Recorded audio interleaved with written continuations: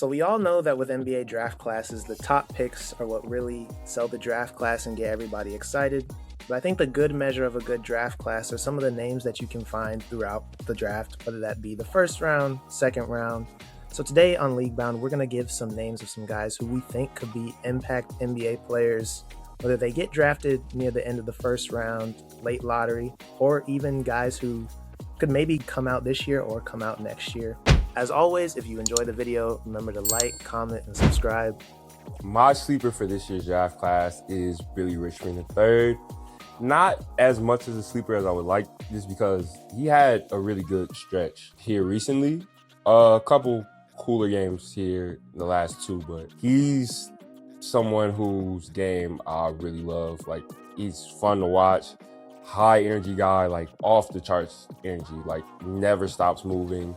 Goes for every rebound, every loose ball, flies around the floor. Is one of the best defenders in the country, and also has like a weirdly good ability to play make, just because due to Arkansas's roster, like injuries last year, he had to play. I guess, well, he actually had to play the point at some points in last year, but I think that allowed him to like see the court a little bit better than he did when he came into college. He's someone who is like relentless going to the rim. He's like 73%, I want to say, this year on his like at the rim. Came in as like not as highly touted as some of the other players in his class. He was the 27th player nationally. Had an okay year last year. This year, I think he's a legit first round player. When I look, like my vision for like him as an NBA player, I think he fits perfectly into like kind of the role the two Nuggets wings play. Like the Christian Braun, Peyton Watson, come in, high energy, guard the other team's best player. And eventually one day, which is the hold up right now, make a jump shot. He is not shooting that well from three currently. He's on really low volume. He's shooting like 21% from three, which isn't great. However, I think like there's a lot of examples of guys in this similar mode coming into the league, developing a jump shot. I think if there's a reason he goes back, it's because of the jump shot, but I think everything else is NBA ready right now. Like, he has the frame for it. He's physical enough for it. And he's just like, he's one of those guys that just gets you extra possessions. He does all the little things that NBA teams love and that you want out of like one of your wings. And recently, the even more scary thing is he's been like, when Darius Acuff like injured and like on a bum ankle, he's been asked to take on a little bit more of the scoring load, and it looks like he's able to do that as well. He had like 4 or 5 20-point games in a row. And how he was getting his buckets, like, you can tell Cal steamed up a couple of them, but a lot of them was just like stampeding the catch, attacking closeouts, which I don't know why teams are closing out, but the ability to like attack closeouts when he does get them, second chance points. Like, he was getting 20 a game, all kind of like off of effort. And I think as he continues to go on in his career, he'll add the skill. I just think if he's someone like outside of the lottery, if I'm a team outside of the lottery and he stays in this draft, I think there's just no way he's out of the league in like 5 years. I think every career outcome that I can see for him, if as he continues to get better and continues to work, I just see a long-term NBA player. To be honest, I think Billy Richmond is one of those guys who could come into the NBA and play right now, for being fully honest. Like you said, Cameron, I think the main thing is just the jumper. But, I mean, he has everything that you kind of want from a wing. You know, athleticism, can make those defensive plays that win you games. And you kind of talked about it a little bit too, like some of the transition stuff. He's just a monster out there. And like when he has kind of the advantage, he can make the defense pay, though he may not be like a high volume scorer necessarily.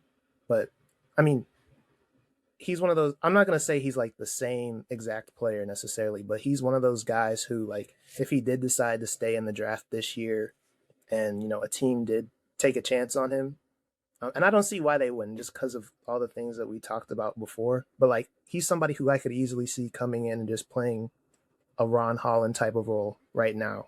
I mean, he's just that athletically talented, that skilled defensively. I think there's a lot to like, but I think part of the reason why it's like, okay, maybe he should stay a little bit is just because, one, the NIL stuff, but also what could he look like when he has, you know, a jumper fully in his repertoire. And I don't think it's that out of the realm of possibility that he develops one, because over his past, I want to say like 4 or 5 games in the SEC, he hasn't missed a free throw, and he's been an 80% free throw shooter on the year. And like I know it's not on maybe the Crazy high, highest, yeah, but I still think that him taking that jump from what he had last year, and I think even the 3 point percentage may have gone up a little bit too. You know, there's some room to grow, and like I know shooting is a thing where it's like easier to develop or easier said than done to develop, but I think he has a chance to maybe take a jump in that area.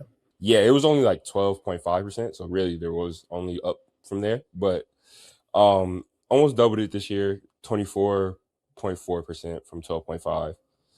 He I mean, he has touch. You can see like on his mid-range shots, like he hits a fair amount of his mid-range. Like you said, he has a good free throw percentage. Just taking that next step of shooting beyond the arc, it might be tough at first if he does come out this year. Like, he might not play all that often before he shoots it at a respectable level. But I just think he does the other things so well, it'll be almost impossible to keep him off the court. So yeah, Billy Richmond from Arkansas, definitely one of the biggest sleepers in this draft. But for me, I'm looking at a guy who I think could potentially, if he stays in this draft, be toward the back portion of the first round. Dailyn Swain from the University of Texas, formerly from Xavier. He has kind of taken an offensive step up when it comes to his perimeter game this season. He was under 20% almost his whole career in the prior 2 seasons at Xavier. This year, up over 30%, so you like to see that progression from him. And I think definitely his biggest strength is offense on the ball. He's not really, at this point, utilized as a big-time cutter. He's not a huge catch-and-shoot guy. At Texas, a lot of the times, it's spread the court, get the ball in Dailyn Swain's hands, and let him go to work. A lot of bag work, getting to the rim. He can finish with either hand. A little bit of mid-range touch as well, but I've been impressed with the way that he can just take whatever one-on-one matchup he ends up getting on a possession and find a way to not necessarily always score, but at least get up a quality shot.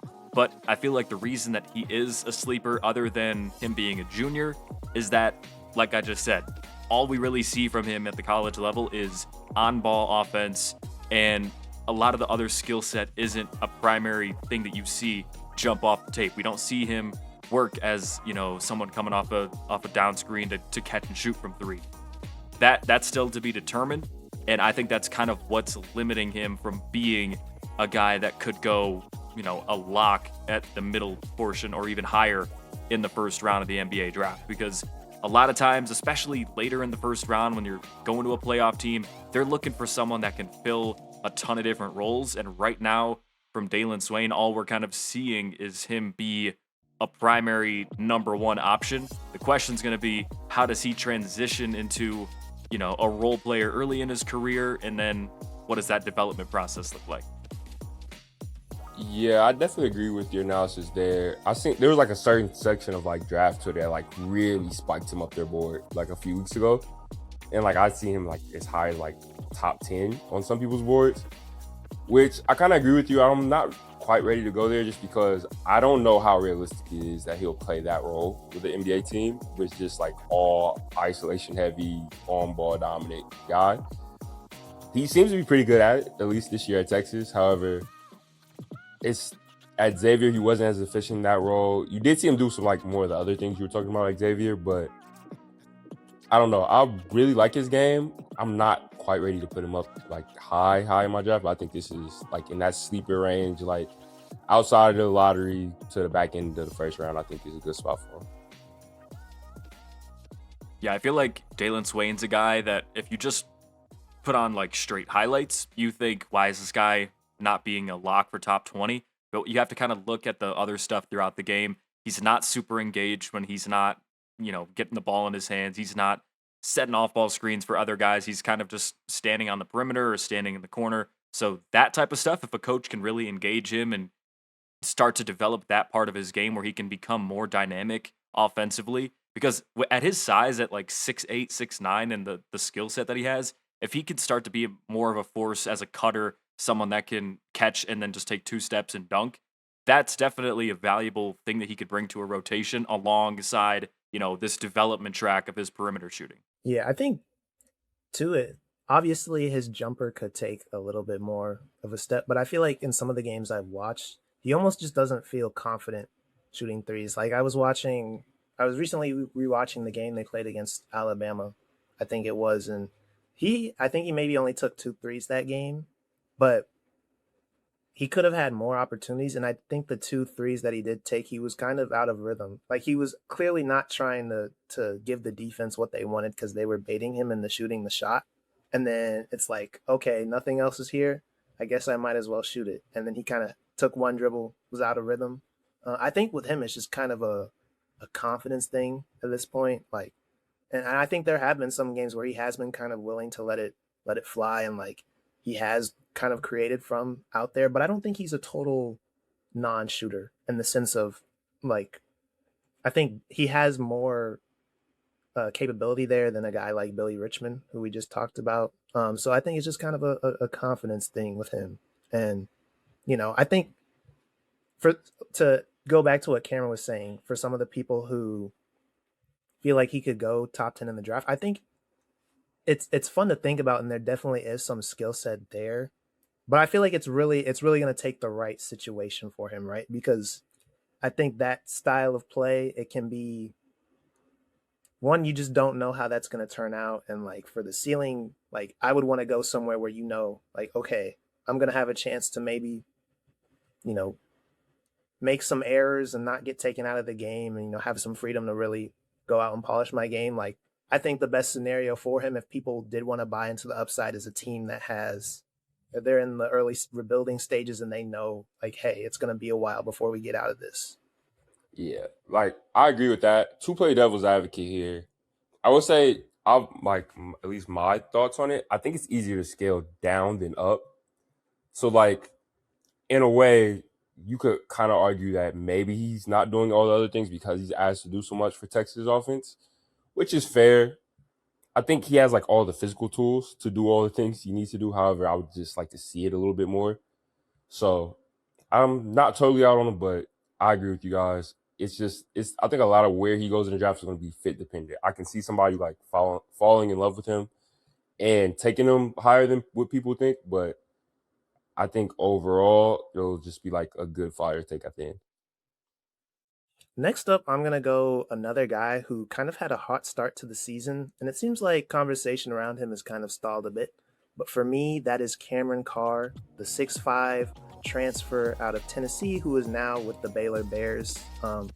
And for Baylor coming into the season, I feel like they kind of didn't really know what to expect. They had Tonde Yesufu, but they had some roster issues last minute and kind of had to scramble together what they have now. But Cameron Carr has been one of those bright spots. He was at Tennessee for about, let's say, 2 seasons. He had like a wrist injury last year and kind of left prematurely, but now he's joined this Baylor team and he is thriving. He is averaging 19 points, 5 rebounds on 39% shooting from 3, and is averaging 1 block a game. I think with him, he kind of, to me, I'm not going to say he's the best shooter in this draft, but he's definitely up there for me. I think when you think about the context that he's in and some of the looks that he's getting, he's kind of doing it in every way you can think. He's handling the ball, he's coming off screens, he's spotting up. I think if you want to believe that, if you want a guy who's shown that he can shoot and get to a shot in a variety of ways, I think Cameron Carr is a safe bet there. And when he's hot, like it is hard. It's hard not to really fall in love with his game. But as always, if you're going to pick somebody, you have to really believe in everything else that he has to offer. And I think he's not necessarily the greatest passer by any means, but I think he's able to understand, when defenses are loading up to him and maybe try to find the advantages. He's averaging around 3 assists a game. Also, he moves pretty well off the ball, not just as a shooter, but as a cutter. I think he's really good at finding holes in the defense, and he has insane athleticism for a guy who's 6'5". The length and the vertical pop that he has is something to me that really jumps out, and in my eyes makes him a step above a prospect like a Jordan Hawkins, who's kind of having a struggling year. But I think also he's able to convert that athleticism not just on the offensive side of the ball, but also defensively as well. Now, I will say on-ball defense, that's a little bit of a work in progress. But I think he does, have the length to maybe be a problem on that side of the ball. It's just going to take a little bit of time. But I think where he really finds his role in the defense is kind of as a weak side rotational piece. And ideally in the NBA, you would want somebody who's going to be able to shoot the ball, especially if they come in as a shooter. But I think he can also provide you some additional help because he's not a total liability, but he can, be somebody who helps kind of iron out the defense when he's playing off the ball. And I think Cameron Carr, like the shot making, you always are going to need somebody who can shoot the ball well. And I just think about the situation he's in at Baylor, and we don't know where he could end up in the NBA. I think right now he's slated to go anywhere from like mid to late first round, but I want to really see him in a context where he's playing alongside other gifted NBA players in an NBA style system, with that NBA spacing, because I feel like he's a guy who you're not going to want to offensively, you're not going to want to take him off the floor. And I think we've seen a lot of teams where they run into the issue where they have guys who are very one-dimensional. They can do defense, but then they provide a lot of spacing issues. Where Cameron Carr, it's like, okay, you maybe want a little bit more out of defense. I think he's serviceable enough on that end to maybe stay on the floor. And with the extra spacing juice that he can provide, I feel like he's just going to be a very valuable player who has a long career in the NBA, especially if he is able to work on his body and kind of get some of that ironed out. Now, I will say he has been in college for a few years, so you would hope that he's kind of already started to do that. But nonetheless, I'm still willing to buy stock. Yeah, I think that is kind of the main hang up currently is his body and his handle can be a bit loose at times. However, I think he can get that together as like there's signs of like some creation stuff. I don't think he's had to do it a lot before Baylor. So I think like the more he's asked to, that'll come along. The body thing, I'm pretty sure he is a little young for like what his class is, like as a junior. So while he's like has been in college in a while, I think you have, weirdly enough, with how skinny he is, you have seen like some real progression in like the body filling out. He came into college super, super skinny. He's still pretty skinny now, but he's put on some weight. So that's encouraging. He can shoot it from well beyond the line. The defense is weird that it's not better, but with that like wingspan, he joins like the weird club of guys who are like 6'5" with like 7'2" plus wingspans, like guys like Cedric Howard, Jalen Williams, guys like that. And I think with that wingspan, even if he's never like quite a good defender, I think as long as the body comes along, he'll be like at least average. And I think that wingspan will always allow him to like at least be a playmaker on that end, get blocks, get steals. So like I think with him, like he's one of those wing prospects that since he can shoot the ball, all the other stuff like the athleticism, the potential to be a defender one day, I think those are just pluses, and I think it's something that could lead him getting drafted a lot higher than what people think.